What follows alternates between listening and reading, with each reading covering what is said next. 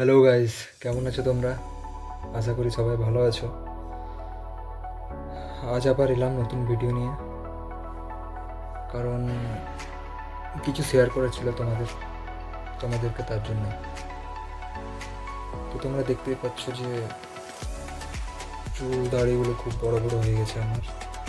তো প্রত্যেক দিন বাড়িতে গাল খাচ্ছি যে দাড়ি কাটাচ্ছিস না, চুল কাটাচ্ছিস না। তো আমি ভাবছি যে মায়ের কথাটা একবার শুনি, দেখছি চুল দাড়ি।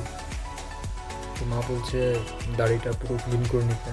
আর আমার ভালো লাগে না ক্লিন শেপ থাকতে, দাড়ি রাখতে ভালো লাগে। তো মা বলেছে যখন করতে, তো করতেই হবে। তো দেখি ক্লিন করে, ভালো লাগবে না জানি, তাও করব। ঠিক আছে, দেখাবো তোমাদেরকে ক্লিন আপের পর।